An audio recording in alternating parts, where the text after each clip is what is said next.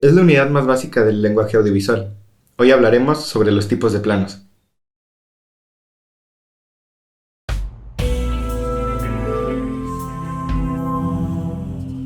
¿Pero qué es un plano? De manera técnica, un plano es aquello que el operador de cámara selecciona para que lo vea el espectador. Pero este se compone de distintos elementos, como el movimiento, la angulación, es decir, la perspectiva que tendrá la cámara respecto al horizonte, y también por encuadre, que es el campo en el que nos centraremos hoy. En rodaje, un plano sería el equivalente a la toma, que consiste en el espacio de tiempo que transcurre de grabación, es decir, desde que se pulsa el botón REC hasta que se detiene la grabación. Las tomas de un mismo plano se repiten tantas veces como sea necesario. De esta manera, cuando lleguemos al montaje tendremos diferentes tomas de un mismo plano, y se elige la que consideremos mejor. En el montaje cinematográfico, una escena o secuencia suele estar formada por numerosos planos, y en este caso la definición de plano sería el metraje o la secuencia continua, entre dos ediciones o cortes. Si la escena solamente está compuesta por un plano, tenemos lo que se conoce como un plano secuencia. Antes de comenzar, es importante aclarar que dependiendo de la industria en la que estemos trabajando, cambiará la clasificación de estos. Aunque siempre suele ser la misma, podrían llegarse a cambiar algunas cosas. Dicho esto, les explicaré un sistema basado en 10 tipos de planos clasificados por encuadre y en orden de mayor a menor. Al finalizar la explicación de cada uno, podrán ver algunos de los ejemplos para obtener una idea visual más clara. Comenzaremos con el gran plano general.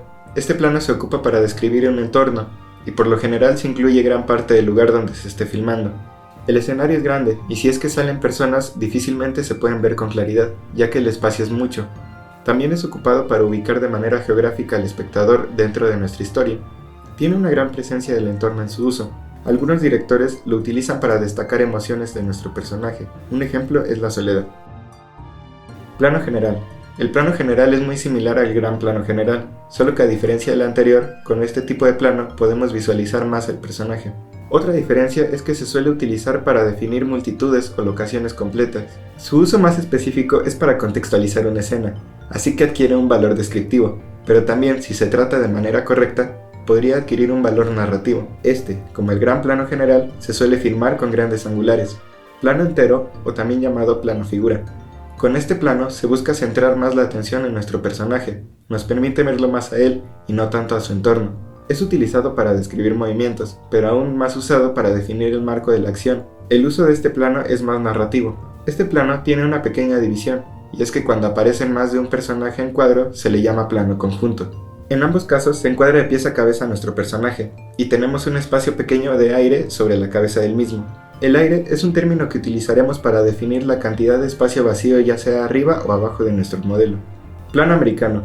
Al plano americano se le conoce también como plano 3/4, aunque este término de 3/4 es más usado para centrar el eje de nuestro personaje respecto al frente de la cámara, así que poco a poco se le ha estado dando menor uso, y decidiendo así optar por llamarlo plano americano. El encuadre va desde la cabeza, y sí, puede tener aire por encima, hasta justo por debajo de las rodillas, también puede estar ligeramente por encima, pero lo importante es que muestre el espacio debajo de la cadera. Se denomina americano porque surgió del género western, ya que en este género era necesario que se viera cómo los pistoleros desenfundan sus armas. Actualmente se utiliza para establecer diálogos complejos en nuestros personajes, ya que al tener espacio de los mismos recortado nos permite tener más en la escena. Plano medio. El encuadre iría desde la cabeza hasta la cintura de los sujetos, aproximadamente. Este plano permite transmitir relaciones interpersonales, y los sujetos pueden expresarse utilizando sus manos.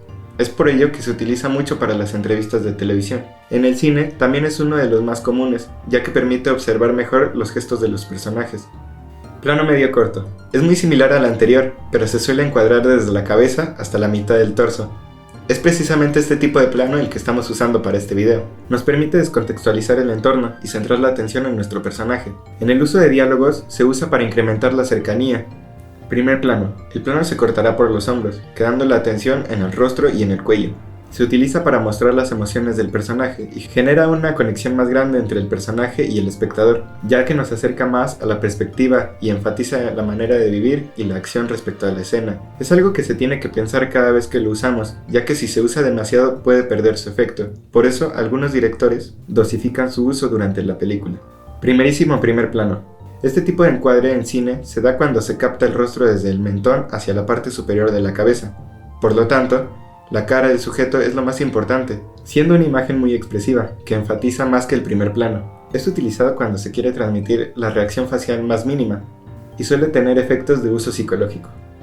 Plano detalle es el más cerrado de todos. Este plano nos permite mostrar objetos, partes del cuerpo del actor o de algún ser vivo, para mostrar su máxima expresión con detalle. Se suele utilizar cuando se quiere destacar algún objeto en concreto dentro de la escena. Para eso, este tipo de plano adquiere un valor muy narrativo.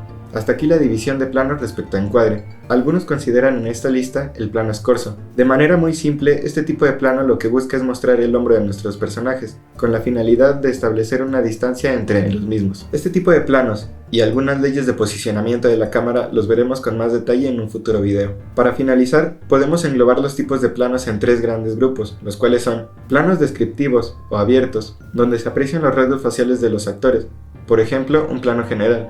Planos narrativos o medios recogen media figura humana y sirven para narrar, por ejemplo, un plano americano. Y por último, los planos cortos.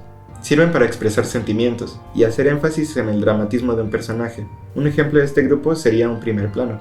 Es importante saber que con el conocimiento sobre los planos puedes generar distintas emociones en el espectador y enriquecer la narrativa visual de nuestra historia. Invito a hacer pruebas de grabación con distintas distancias focales y no seguir al pie de la letra los estereotipos generales. Un ejemplo de esto es la grabación de planos medios, inclusive primeros planos, con lentes gran angular, como lo hace Emanuel Lubezki.